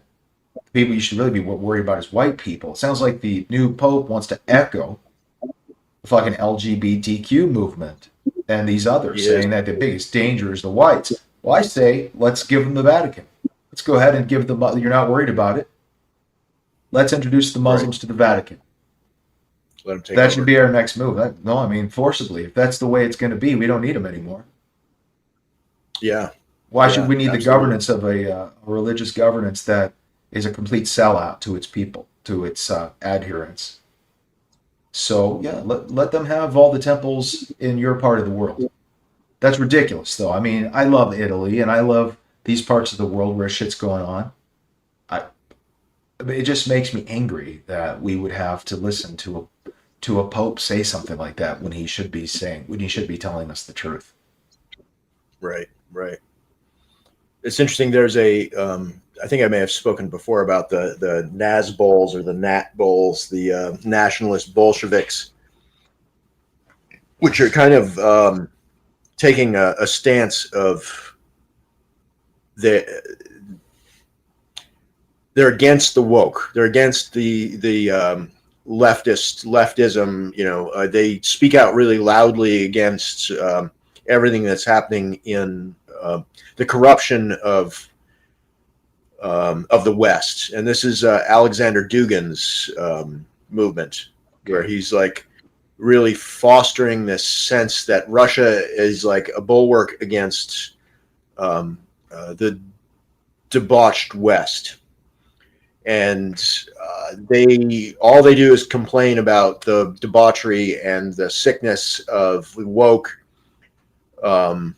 but they never really talk about what their real agenda is. And apparently Nick Fuentes is one of these Natbols, these nationalist Bolsheviks. Yeah, I've heard him actually say this on tape, that like his brothers and sisters of Natbol, which again, that's nationalist Bolshevism. So we have to be really careful, because there's a curate, there's a psyop basically out there going on from these Duganites, and people like Tucker Carlson and Candace Owens are playing right into it. They're playing right into it, kind of not saying what their Christianity really is. They're targeting the woke, which is, I'm in complete agreement, obviously, about that this debauched liberalism is toxic. We all know that, but we also need to be careful, because like Dugin is, they're trying to open the door to more and more people who have these Christian values, but are actually hiding collectivism behind it, hiding this one type or another of, some are straight out Nazis. A lot of them are don't really say what they are. But if there's any kind of collectivism around this, we need a lot of discernment within this movement, because we do not want to open the door to people who are collectivists who may have the religious values. There's a lot of this in the Orthodox Church at this point. There's a lot of Orthodox people who are falling for this. Basically, we can't let go of our Constitution and all of the good things that come out of that have flowered essentially in the West, because these people will basically agree with us, and then they will turn against us and try and get rid of the institutions that we need to protect. And that's something that because people don't understand how our government works at this point, and a lot of people are just angry. They're just like, they want a reaction to kick out these and these people also play into the anti-Islam, to the very legitimate anti-Islamic feeling at this point, which I completely obviously agree with, that Islam has no place in the West. Individual Muslims, might be great people, but the institutionally and political Islam has got no place here. But we also need to be careful now that we know that there's a freaking psyop going on. Right. That's yeah. trying to get us involved in like some, and you can tell when there's people who don't say what they're for. This is the same thing that the people on the left fell for, with the who kept, they keep going further left. They keep going. You can't get more left. It's like you can't get any. It's like totally detached from reality, and they have to act that role. Just act. It's got to be acting, because no one's that fucking stupid. But then, no one's that stupid. Like you said, it's probably some sort of an intended attack directly on our constitutional republic. What we are and who we are, as a people, and it is all part of an active war against us, ultimately. Right, and that's the Russian aspect of it. The Russian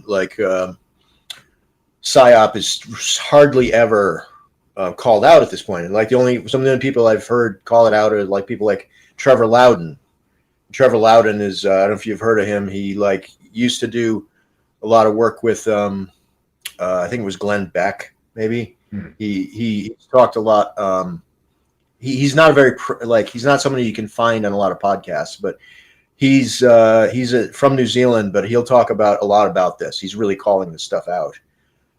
And Michael Sarian is talked about it. David Whitehead, who's works with Michael Sarian, he's been doing a lot on this. I definitely urge people to if you resonate with the idea that there's no place for Islam and we need to kick out the woke, get these people the fuck out of power, that we and the globalists, it's sometimes called the Globo Homo Alliance, the homosexual promotion, that's the USAID and all that shit. But those people, obviously they're aligned again with the Islamic folks. But there's this other side which is trying to co-opt the right wing, and to get the people on the right into something that really is not good either. And these people also are the multipolar world kind of thing, where we're supposed to have many poles, equal power or whatever. We don't want that either, because China and Russia, you cannot ever trust them. Russia went through 70 years of communism, and just to the idea that they just are fine now is something we need to be extremely suspect of. Because the amount of criminality that comes out of Russia is incredible. And obviously the whole Russia-Ukraine thing, it's that's two warring criminal gangs, basically. Russia is not somebody, not a force for good in this world. And if we, I don't think we should be isolating them through economic sanctions, because I think you can deal with them, but you need to be very suspect of them. You cannot be just this is the bulwark against woke, because they're really not. I believe there's a good bit of evidence to say that they funded the woke stuff too, just because of course surprised. They want to rot this place out. They want to. It's people. The stupidity of people that don't think that foreign powers are trying to fuck us over. They are. Sure. Mexico's trying to fuck us over. Russia's trying to fuck us over. China has basically taken over Canada at this point. Canada is in the worst shape you can possibly imagine. It's only going to get worse because they've undermined their own. The regime that's there right now is not elected. Basically, they've gone. There's all these loopholes and such, and I mean, Canada is really screwed. And if we don't, we may have to militarize our border with Canada soon. We know that all this fentanyl is coming from Canada, and the cartels are, and the Chinese and the cartels are up there just doing basically whatever they want. I love the And idea of a referendum just to add whatever parts of Canada want to join USA. I'm even open to the similar situation with Mexico. I mean, my own thoughts are along the lines of we just force these things because for our security, for national security. We can't have enemies on our southern border and our northern border that are controlled by foreign governments only because we're supposed to be nice guys. We don't have to be nice guys. Right. We should just destroy those enemies, and those lands are going to have to be policed one way or another, and they can't do it themselves. They've already shown they cannot do it themselves. The question would be really, is America, is it already too late for us too?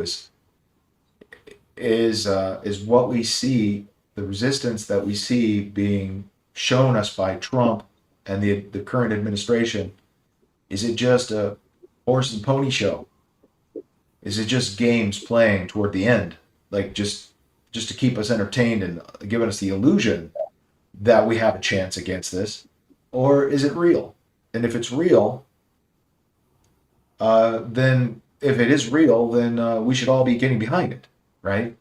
Rather than all getting fractured by these Nick Fuentes characters and Tucker Carlson characters and all these other characters that are taking specific aim at conservatives and Christians and others to try to sort of take them away from supporting the current administration.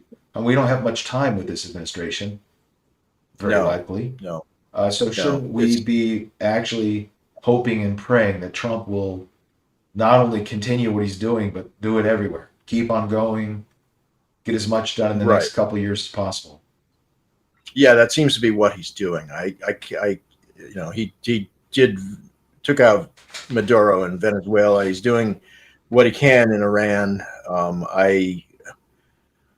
Another thing that most of these black-pilled people are convinced that it's all Zion, that Trump is a Zionist, and he's like it is a dog and pony show, and he's just basically giving us some entertainment while the whole thing gets falls in the bag for these foreign powers and for the globalists. I have to say that it's certainly possible. Right. I can't say for sure, but I certainly don't have the amount of unearned certainty that these people do, that he is in fact, simply a tool of Zionists or of the elite or whoever these people are, who they seem to absolutely be convinced that it's a monolith too, which is historically not supported, that there's simply one elite group that's not, that there's no other competition for that group. I don't think you can make that argument. I think there's multiple groups jockeying for power, clearly. I mean, and geopolitics are not like a thing of the past. I think they're probably hotter right now than they ever have been in many ways, that the contest is on, it's really on. And the fact that Trump is, it's ironic, at the very least. You see a character like Trump, and it's like Trump versus the world.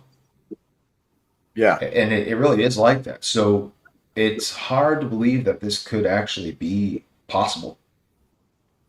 That you could have a character that could stand up against the whole world like that. It's definitely a deifying sort of a situation, like a heroic situation that's, if it's legit, it's really mind-blowing that someone could do it, what he's doing.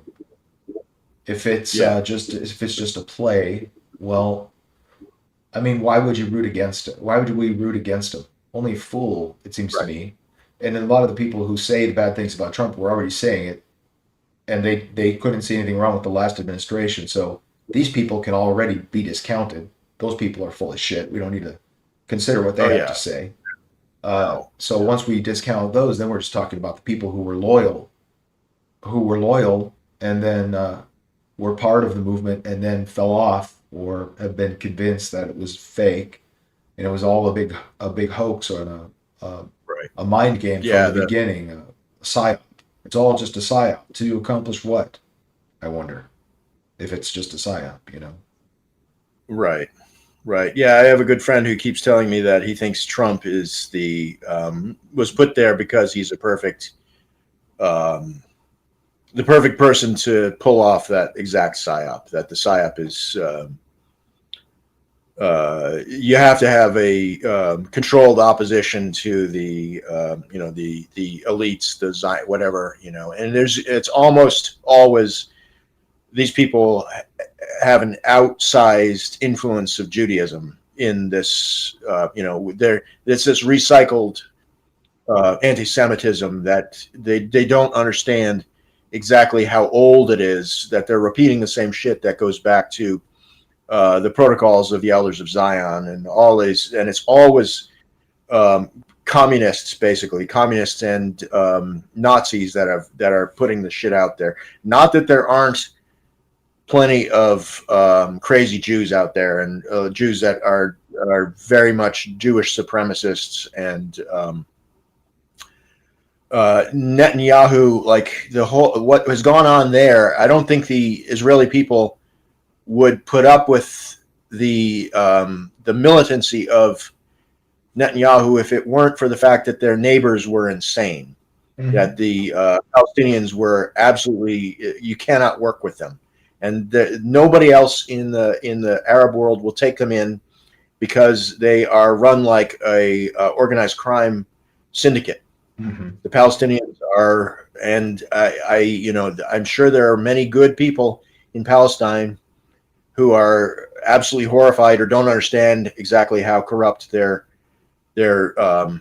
leadership is. And I also know that Netanyahu has funded the some of the worst of his enemies there, just like the Southern Poverty Law Center, except for it's a government that's funding their enemies because they want more war. Likud and that group is not a good group. They do not have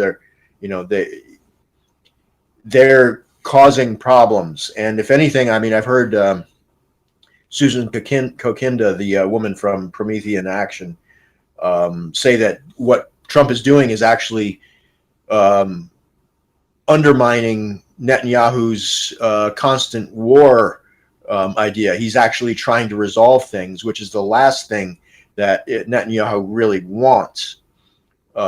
So there's so much nuance in this. You can't just say it's all about a Jewish conspiracy. That's absolutely ridiculous. However, the direction of the Israeli government has not been good, and they have not been trying to create a better situation. But their neighbors are insane.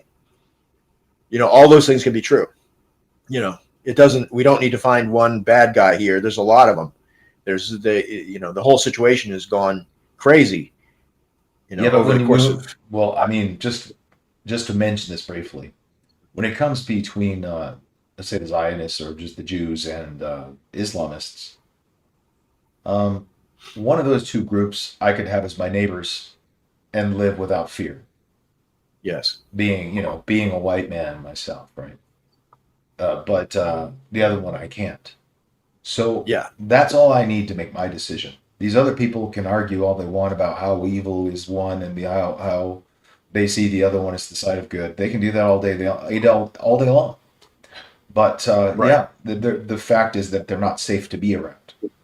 Yes. They're not civilized in the same way that we have come to expect our direct associates to be in all of the Western Yeah. countries. Yeah.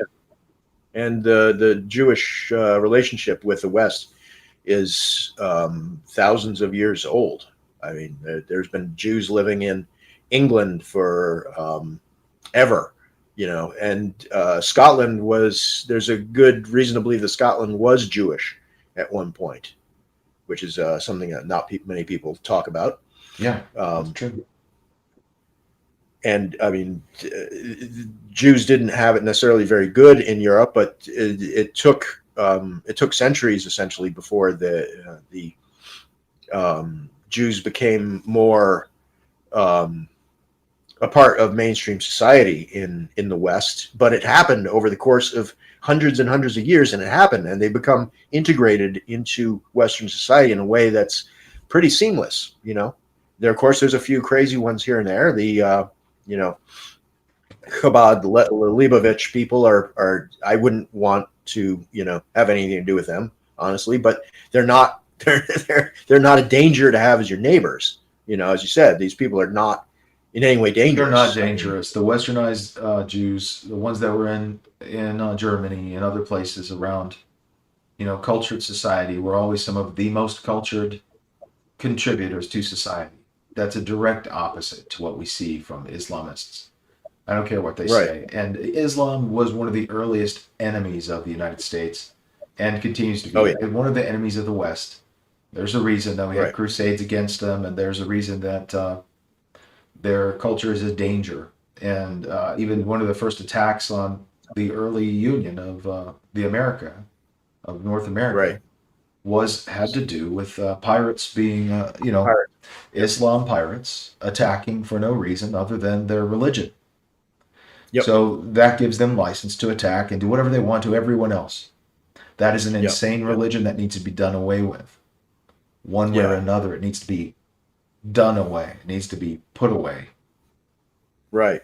That's the only sane thing to do, unless you're planning to use them as the useful idiots they are, to use them as a force. Well, some people seem to be able, they think they can. If they're manipulating, if you can manipulate the mullahs, and you can manipulate, depending on what level of power you are at, apparently the Magi thought that they could, one of the concepts is per Persian Magi, that they literally intentionally created this religion of Islam to use as their military against foreign invasion, because they were getting overrun so many times by foreigners.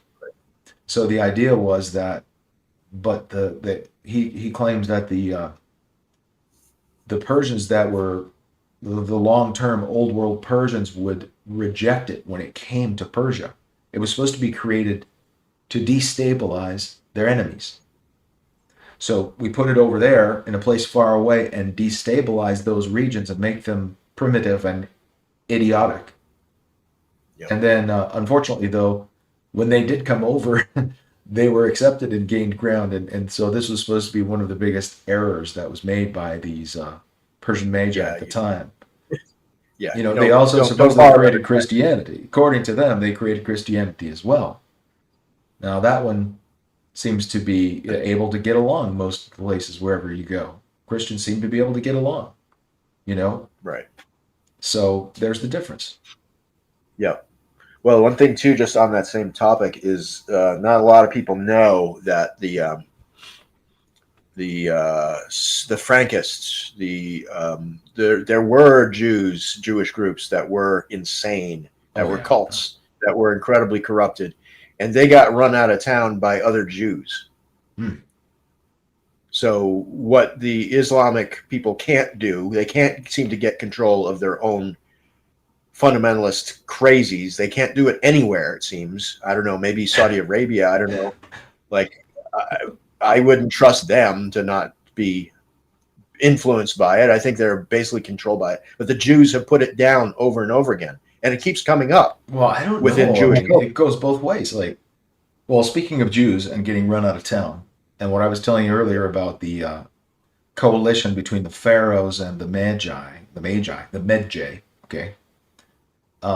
These police, essentially, the Magi, as we know them, were seemingly came from this police force. These were foreigners, again, largely dark-skinned, okay, that were brought in as like a private army, a private guard for the elites, right? And so we already talked about that, but when you think about getting, what you said about running them out of town made me think of that old film by Mel Brooks,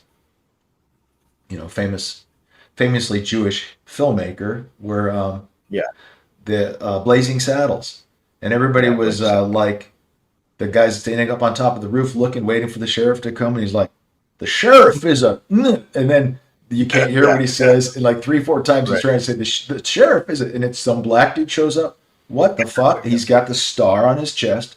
Marshal, sheriff, right? Yeah. That's exactly Yeah. what Brooks did again. Same kind of thing he did. He did this all the time. He loved using the black character in medieval England with the Robin Hood uh, farce movie that he made, and then again in his Star Wars farce movie that he made, because Right. the guy who wears the star in there is called oh, what is he called? I can't remember his name right now, but he's with the dog character played by John Candy, Lone Star. Okay, Oh Lone yeah. Right. Star. So it's like Texas, right? He's got the same goddamn star in his chest, and Star Wars was partly impacted on the creation of Star Wars was from the movie Carpenter's movie Dark Star. So Lone Star is essentially Dark Star, and I'm alleging that this is a play on the same black sheriff character Oh yeah. who Right. who we saw in that. It's like this connection between, whether we want to say it between the ancient Israelites or the Hebrews or secret societies or however they Oh yeah. really made this happen with the pharaohs and others. It still exists, and it's a big part of our identity in America, I think, as well as, like I said, the secret societies, the Masonic groups and whatnot. It's a big part of it.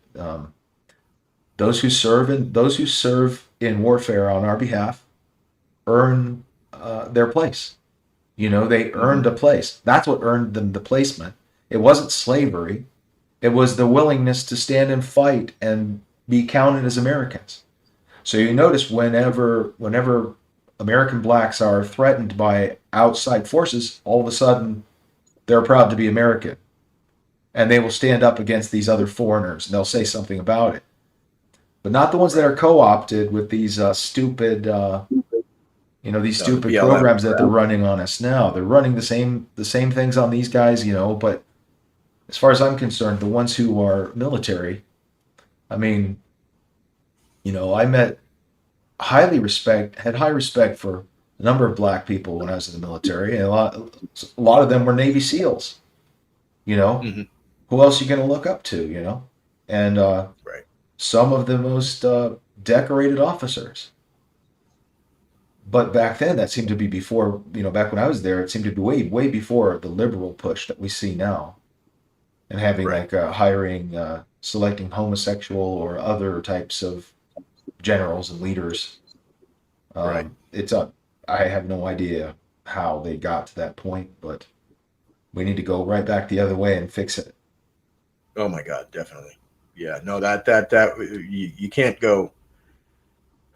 Yes. That was one of the most egregious attacks on our country, to bring in these ideological, like, bio-Leninists, essentially, is a term I would use for them. Like the trans people are bio-Leninists, essentially. It's through their it's an old Leninist trick to bring in the most transgressive people within society, to make them your the most ideologically um, extreme within your movement. Essentially, you take the people who are transgressive in the most radical ways and turn them into your shock troops, and have them associate, because their entire identity is based on your political agenda. Then, and it's generally the people who are the most debauched, to the people who are um, have the least in common with the mainstream of the culture, which is why you see the leftists. It's an old Maoist slash Leninist trick to elevate the most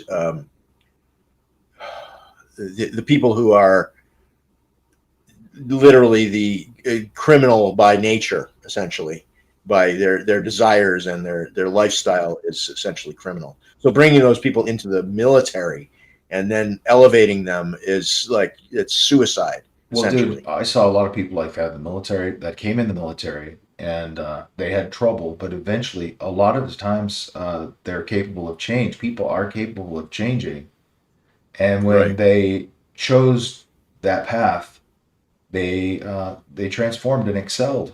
and they can transform their life. Military offers that opportunity, or at least it did. I mean, I saw a lot of people that came up from the military. It really gave them a chance to be somebody deserving of respect, and some people took hold of that, and they, and now that's their legacy. A lot of people who came from criminal backgrounds, criminal families, I did, and places that you couldn't be proud of, were given Yeah. something to feel pride for, and learned to work for it. That's the whole purpose of the boot camp and the whole deal. Shaving your head and trying to get rid of that old identity, get that shit out of you as much as possible. And a lot of Right. people, the reason they go in is because they really do want that. But it's not easy.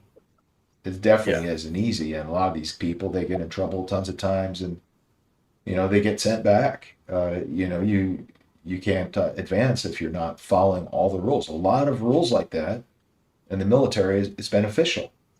It reminds me of what you talk about Islam, with so many rules, so many little legal laws and everything. It's as though they've done just what you're saying. They've taken criminals, and but instead of saying we're going to punish the criminals and teach you how to be a true soldier, they just use the criminals as they are and encourage those bad behaviors and weaponize that as though Right. these are dogs. Really, they treat them like dogs, Yeah. Yeah. Yeah. subhuman. That's right.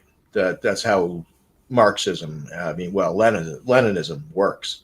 Essentially, you bring in people like that, and then you elevate them, and Hmm. that's entirely what the left has done with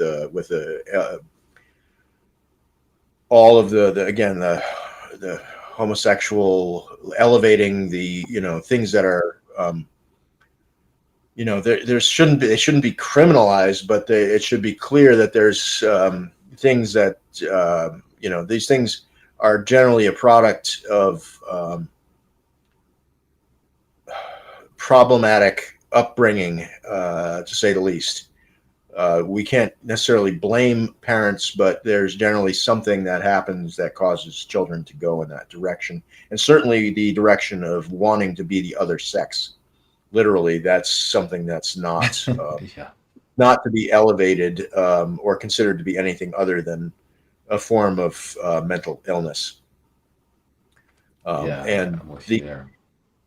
it's pretty well known that like there was a lot of closeted homosexuals in the Nazi, in the upper echelons of Nazis. A lot of the worst regimes in the world have had a uh, uh, outsized population of people of non heterosexual orientation.